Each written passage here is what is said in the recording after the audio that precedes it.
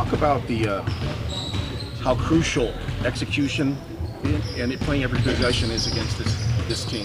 It's that time of the year. I feel like every team is going to come down to those two things, not just this one. So it's that time of the year. It's playoff basketball, high IQ, high intensity, high level coaching, high level play. All of that comes. It's magnified right now. So, what's your level of excitement going into the playoffs against a team that's kind of had your number the last years? Oh, the same as it was against New Orleans. Same shit. There's no extra preparation for me. I've been preparing all year for whoever we would see in the postseason. Obviously, y'all make it a Denver D-Lo thing, but I'm ready to compete. Over the course of an 82-game season, you guys do a lot of things. What's the most important thing this time of year to change or to focus more on? I think just whoever your matchup is, you value the preparation for them more versus in the regular season. It's a different team every other night, different city every night. It's rare that you see that same team back-to-back in that same 4-day window. So this is different. You know, the preparation is just a little more heavier, and cream rises to the crop, so it's exciting. As you mentioned, kind of the high IQ part of the playoffs, you're one of the high IQ guys in this team.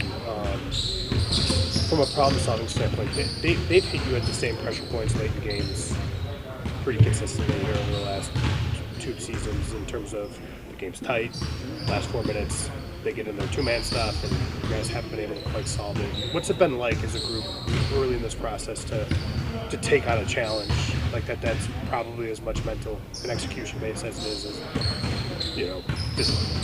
I mean, you got 82 games throughout the season, so we get to see, 30 different teams attack that same approach, trying to stop that two-man game that obviously they were successful with. So for us, like I said, it's our preparation. Watch film from teams that did well. Obviously, we didn't do well. So just take what we can.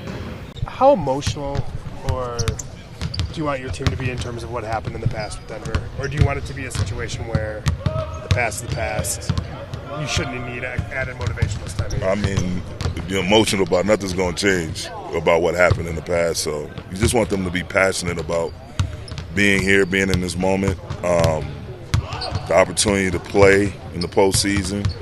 It's not a rite of passage by any means. We pull things together at the right time to be able to have this moment against the defending champs, and it's about looking forward, going forward, and being more passionate about competing. And with the group that we have, our group is really tight-knit. Totally have a lot of firepower, so we're looking forward to the challenge, passionate about competing. Jokic is their best offensive player. AD is your best defensive player. Why is it not as simple as just putting AD on Jokic? There's different variables that go into that. Obviously, the risk of fouls, just gauging it and wanting to do it at the right moment.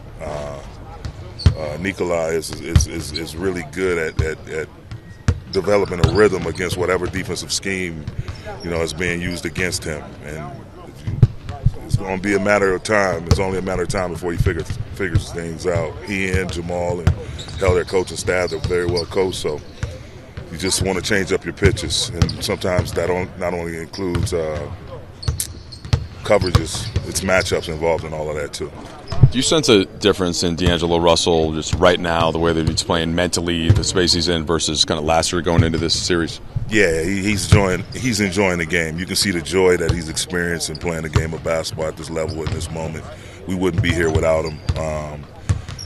He's made some huge leaps. Just his ability to orchestrate, his ability to allow Bron and AD to not have so much on their shoulders. Him, AR, Rui, all those guys. But D'Lo he's been incredible. His spirit, his vibe, his dialogue, communication, all of that has been at an elite level, and I expect it to continue.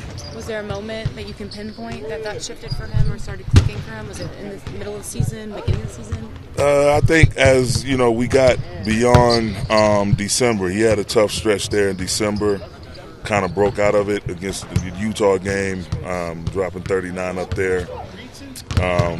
and just hadn't looked back since. You know, he's been playing at an extremely high level and, you know, empowering his teammates, making huge plays for us on both sides of the ball. So, you know, it's been wonderful and a total pleasure to watch him, you know, turn the corner like that. Defensively against Jamal Murray, has to be at the top of the sort of wish list for you guys? I think it make it hard for him. You know, obviously he's a hell of a player, and you know, in matchups against us in the past, you know, he's been, you know, very efficient and very effective, especially in him and Jokic's pick and rolls. So just making it tough for him, and, you know, guarding him as a collective group. You can't just guard him with one person. You got to guard him with five, and, you know, like I said, make it tough. You guys talked a lot last year in the playoffs about seeing them and their continuity and just really feeling like you didn't have it against, especially because they did. Are you excited or curious to see how the continuity you guys have been able to build since then, how that plays out? Yeah, now up against them. Yeah, for sure. We've spoke about it a million times. Just their system, and, you know, the way they you know, go about what they do down the stretch. They don't make mistakes, and, you know, that's something that I'm sure everybody around the league watches and tries to, you know, replicate in their own way. To be that, you know, efficient in the fourth quarter, and, you know, that's, you know, what we've tried to build ever since the summertime. You know, just having this whole year of, you know, building that together has been really good for us. And, you know, last year, like you said, it was kind of more free for all because of, you know, we brought in basically an all new team at the trade deadline. But this year we've kind of got that, you know, opportunity to gel and really learn one another. You guys played 17 postseason games last year if you count the play-in. We got Denver 13 through 17 or 14 through 17. What's the difference in your body? Like, how do you feel today versus at the start of the Western Conference Finals last year?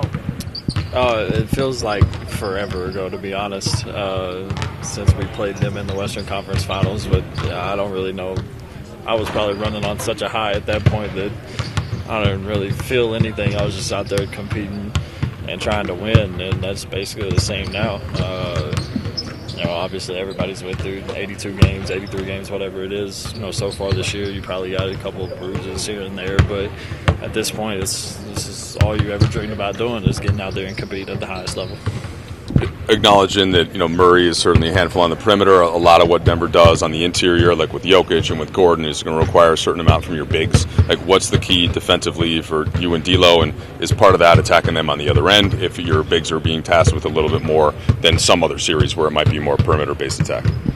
Yeah, I mean, I think, you know, you go into, you know, all games with a game plan, and you know, obviously with, you know, Jokic being as good as he is, you know, it's the same with Jamal Murray. You can't just guard him with one person. You got to guard him with five. And then with Gordon, he cuts so well and, you know, plays so well off the Joker that, you know, they've, you know, made like a beautiful combination between them two as well. So, like I said, it's all about, you know, us defending it with five guys. You can't do it with just one or two. You have to be locked in on a string if it's rotations or whatever it is. This is a treat, y'all. Yep. Ready. LeBron with Jokic's physicality, when you play him over the course of the series, is there a cumulative effect? Is there like a cost to bang with him for 7 games? Or how long it takes?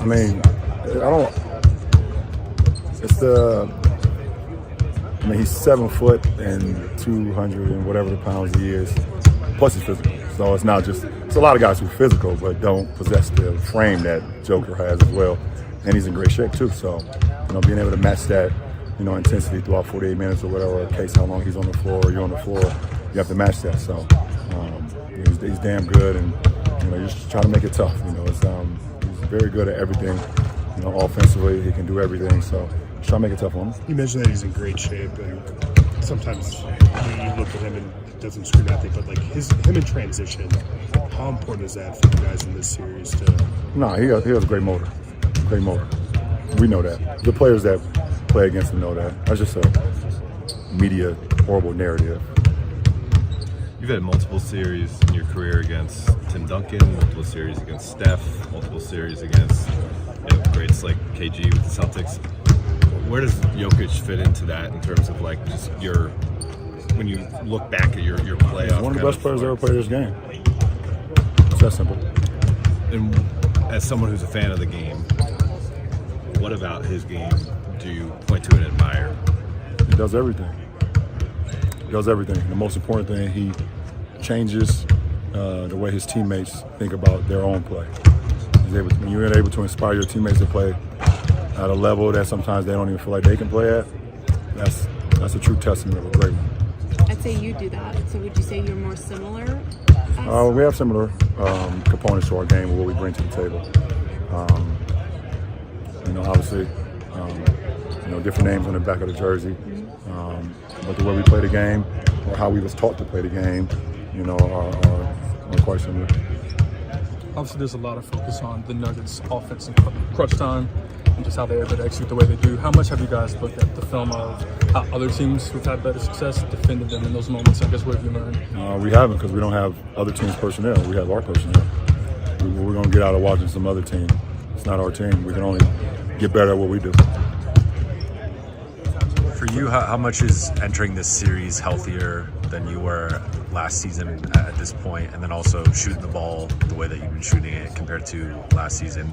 How much are those two elements do you feel like kind of add to your game in this series? A much better rhythm, physically, emotionally, all that coming into this series this year compared to the Western Conference Finals last year. I was extremely banged up, from the last 2 weeks of the season last year, going through the whole postseason. So, not 100, but I don't think anybody's 100 right now, which is okay, but I feel better than I did last year.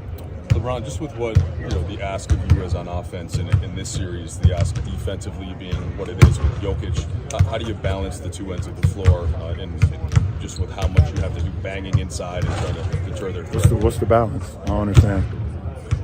You get it done or you don't. You either get it done, you try to move on, or you don't go home.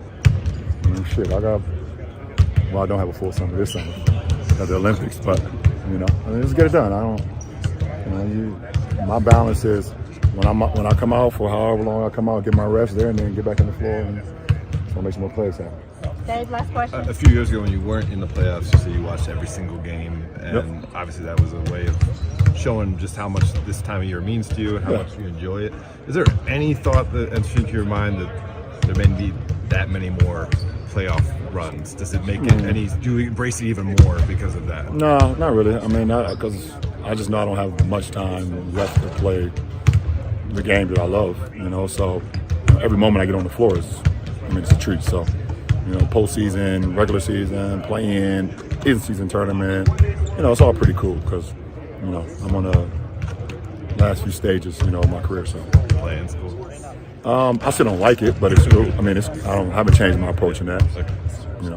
We would have been in the playoffs anyways. Yeah. Thanks, Alfred.